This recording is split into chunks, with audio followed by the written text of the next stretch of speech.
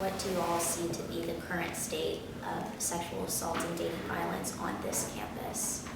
I feel like after this spring, being a sophomore now, so last year was my freshman year, first year here at UT, I was kind of actually scared fall semester because people would just kind of laugh about certain situations and like take rape or take sexual assault as like an issue that's not prevalent and not something that needs to be talked about, and just kind of like joke about it in a sense that almost kind of scared me. And I was like, well, what happens if I get into that situation? Is no one going to step in for it?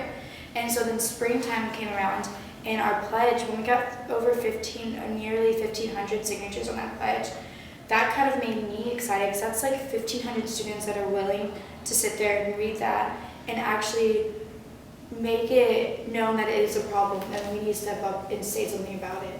And I feel I can kind of sense a shift in the talk and the way that this is actually being brought about campus and breaking the silence, at least amongst the students now. And people are actually starting to, like, I can see people stepping in and feeling more comfortable to go to the resources that are offered at the Counseling and Mental Health Center and speaking up to Voices Against Violence and all of that, and actually being educated about what UT here has to offer to them.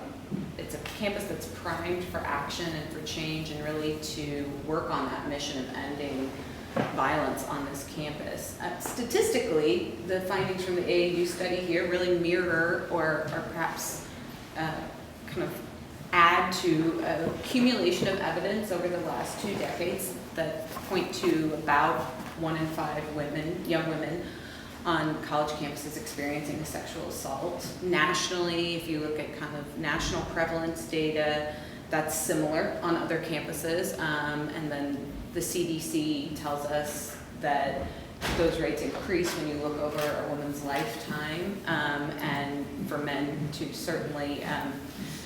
There's a risk of sexual violence across the lifespan. And for dating violence, we can say that about 1 in 3 American women will experience some kind of dating violence, domestic violence, partner violence in her lifetime. So what we found in terms of where UT Austin sits on the national landscape is that it's pretty similar to what we're seeing on other campuses. What's different here to me is the mobilization, the service, and the culture shift that is happening. Certainly that's happening on other campuses too, but what's happening here is really exciting and different and unique. Well, we also are very excited about this study that we just launched yesterday to see more data and more information about our specific campus. So that's in our radar, and we will look forward to have these findings and this data once we finish the data collection. So we have seen through the Association of American Universities survey that was released that 1 in 5 UT women will be or have been sexually assaulted during their time at the university. This is a slight increase, I believe, from the last survey that was done. Do you believe that the rate of assault is increasing, or that the rate of reporting is increasing? It's my belief that reporting is increasing. That we're building a campus culture where it's safer to come forward and say what has happened to you. One of the issues that I struggle with in my work with Voices Against Violence is just making sure people know that we exist, making sure that people trust the systems that already exist. And when you talk with, for example, the Title IX investigators who work in the Dean of Students office, when you speak with the Title IX coordinator on our campus, Dr. Latoya Hill, there is an enormous increase in students who are coming forward to the university to be honest about what has happened and to seek that support and recourse. So it's my understanding from speaking with students and also speaking with folks on the ground who are supporting students in those moments where this has happened recently and they're ready to take action. And what are some of the methodologies of the survey that was released last night? Can you tell me a little bit more about So how is it structured? Is it asking students, obviously questions about their experience either with sexual assault or knowing others, or are there other objectives of it to collect data on, time that this occurred, that maybe their freshman year, or other communities that they're involved in, perhaps like Greek life, something like that? There are so many different causes for sexual violence and dating violence, and there are so many different possible solutions and variables that impact the survivor's experience healing, ability to access services. So we do ask about victimization experiences for 4 types of violence that come under the Title IX umbrella.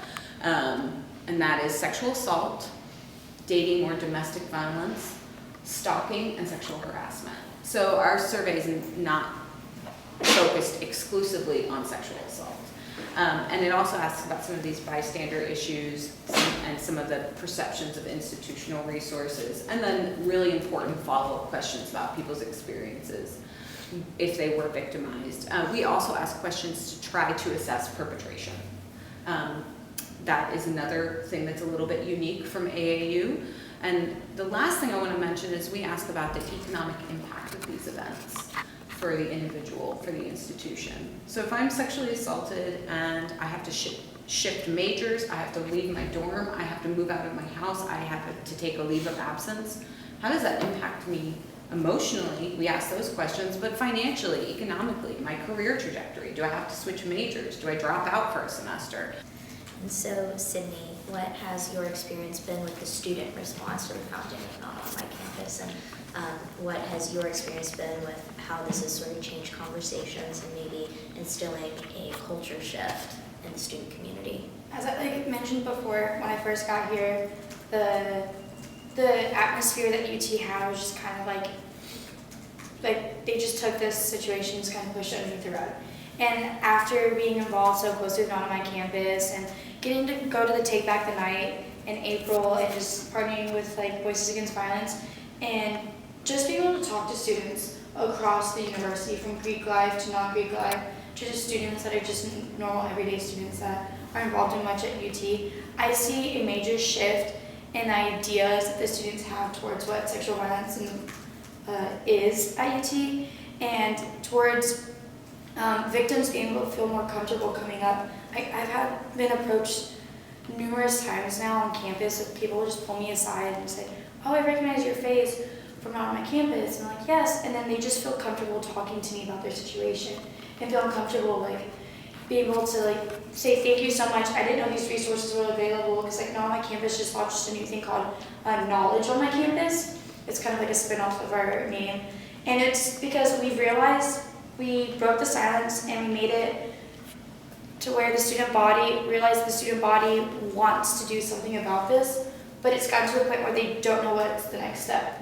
They don't know the steps, so they don't know the resources that are offered in the counseling mental health. They don't know Voices Against Violence or Be Vocal or all these just different and amazing orgs that are here for the students to have. And so we compiled information onto a general sheet of the location of the police department and phone numbers to put in your phone and stuff like that for the campus, because the campus is eager to now know what are the steps and what's the next thing to do for them to help prevent this and help change UT's atmosphere.